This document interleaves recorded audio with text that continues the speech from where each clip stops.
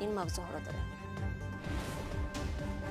پارلمان توجیکستان قانون عفو را قبول کرد. قانون نوبتی که ها را فرا میگیرد دوستان کل توضیح داد.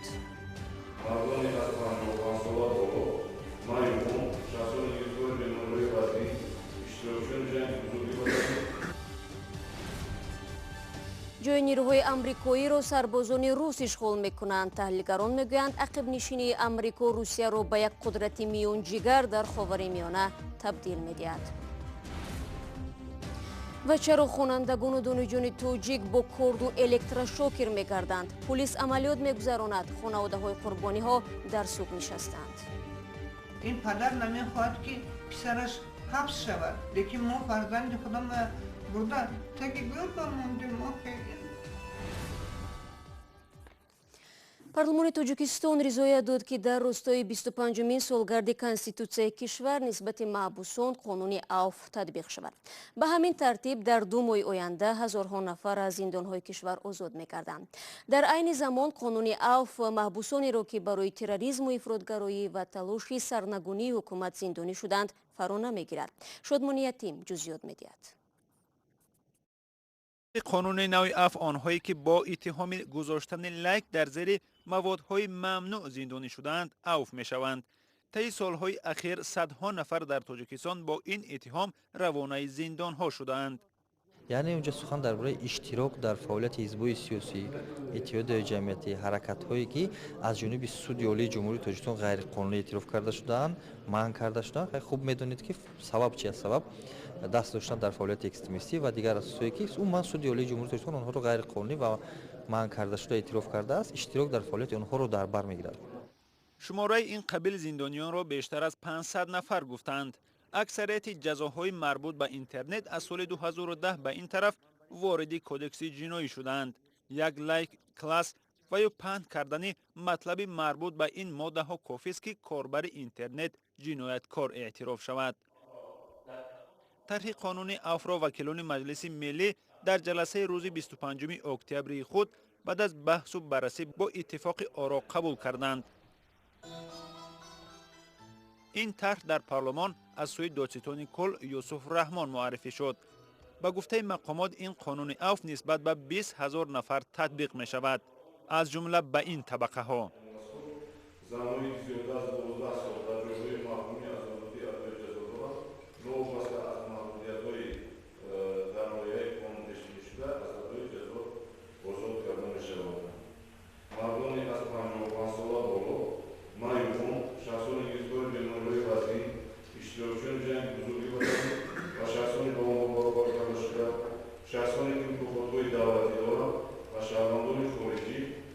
یوسف رحمان گفت 4500 نفر که به کارهای اصلاحی و جزاهای غیر زندانی محکوم شده بودند عفو می شوند. حدود 7000 نفر هم از زندان ها آزاد می شوند و از جمله از 300 زن زندانی 165 تن آنها به آزادی می برآیند.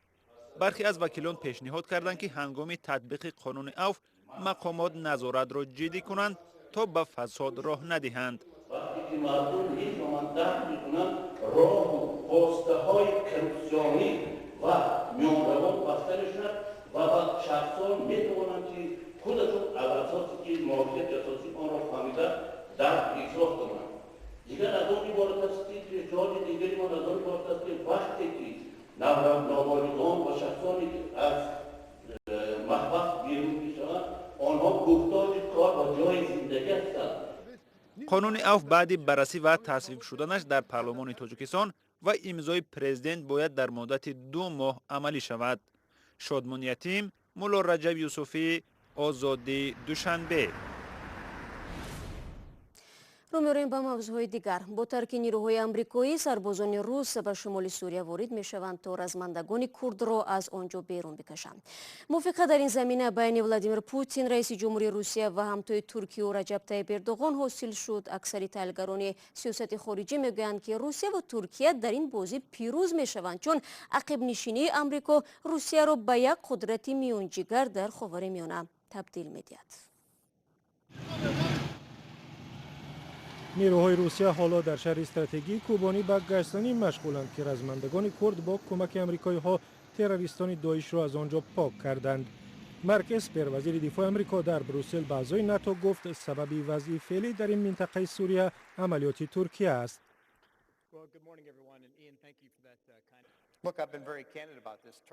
صمیمی میگویم ترکیه همه ما را در وضع بدی گذاشت. حمله بیجا بود.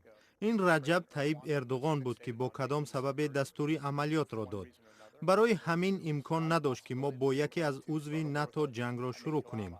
عضوی که بعد پیوستن در سال 1952 تا حال عضو خوبی بوده است.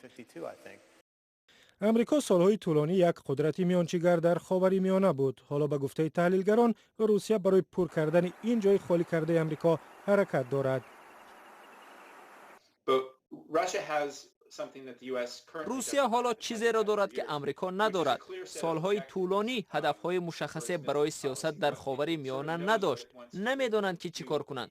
او در کنار کشورهایی است که آنها را حمایت میکند، نه برعکس حکومت ترامپ که با کردها است، یا مثل حکومت اوباما که درباره سوریه زیاد گفت اما چیز زیادی به دست نیاورد.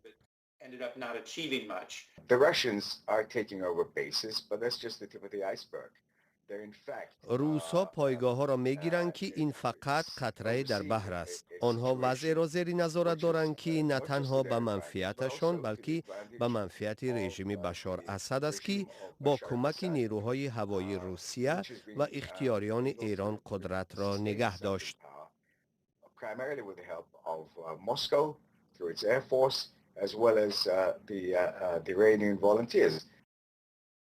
دونالد ترامپ میگوید غالباً امریکا تعداد کمی نیروهایش را در جنوب و شرق سوریه نگه می‌دارد تا چاهای نفت از دست داعشی‌ها امین باشد.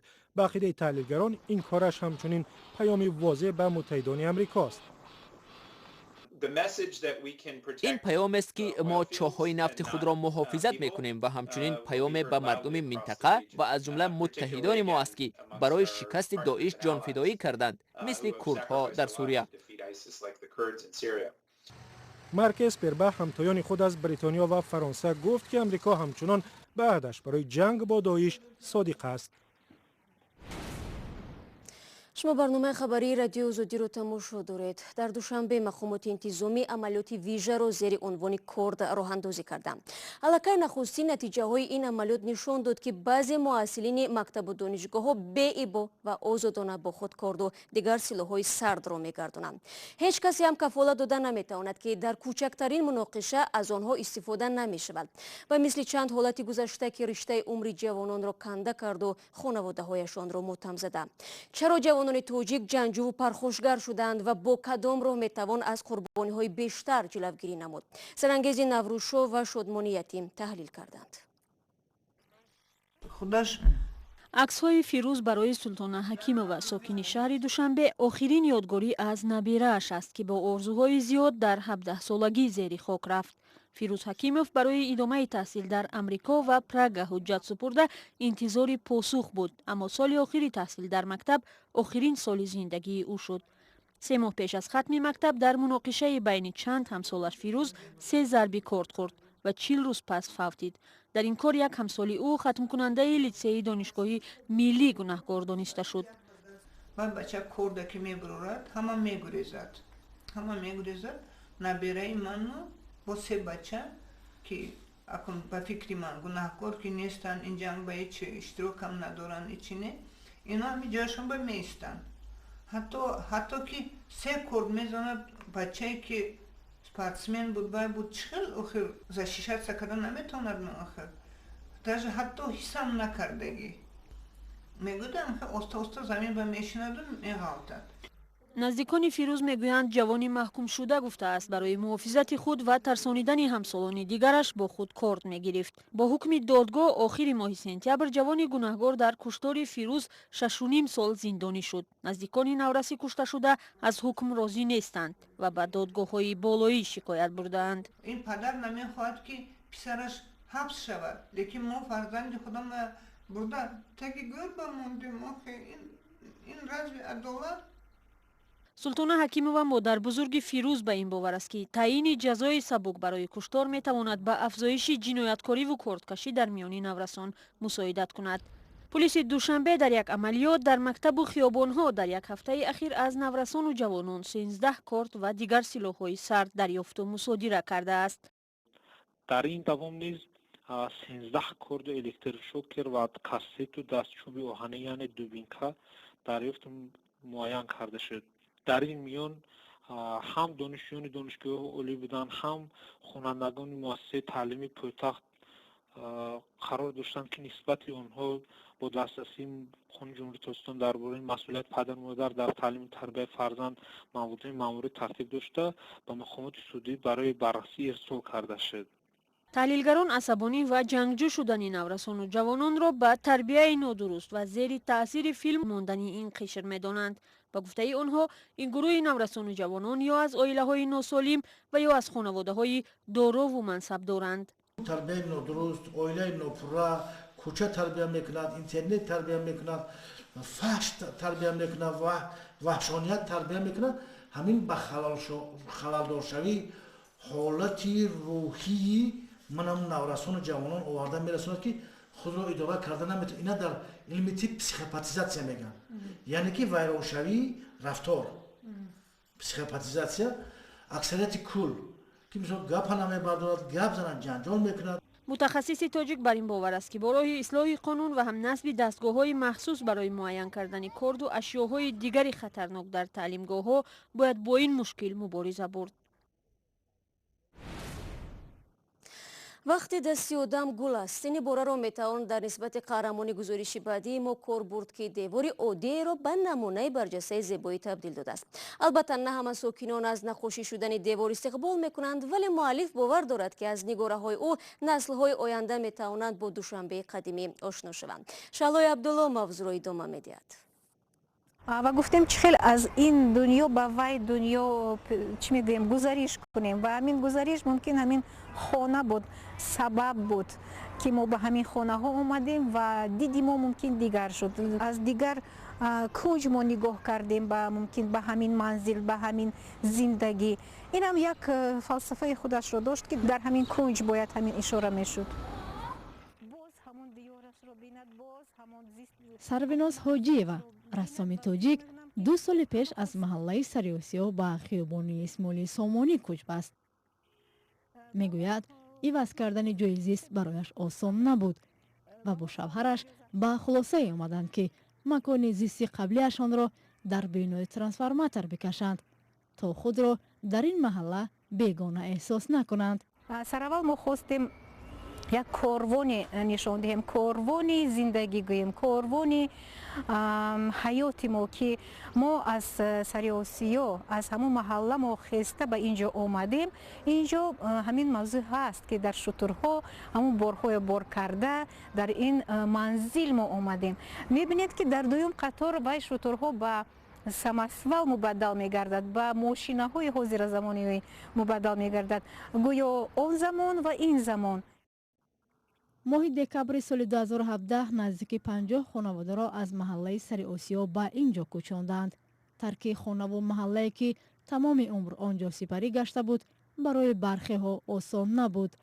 صورت ها رو میکشیدیم و همسایه ها میگفتند که یک قسمتش ممکن مانندتر شود. اما در برابر زیبایی برخی ها هم هستند که میگویند جای برق باید نمایان باشد. معلومه که ترانسفورماتور یک چیز باشه، نمیدونم، من نفهمیدم برای چی خیلی کردیم. فکرم گشتن در کل. و یک خبر دیگر نیز داریم. کارمندان آژانسی ضد فساد در تاجیکستان از دخل‌ناپذیری نسبی برخوردار شدند. بر اساس تغییرات نو از این به بعد کارمندان آژانسی تنها در وقت صادر کردن جنایت دستگیر و مالکیتشان را میتوانند تفتیش کنند.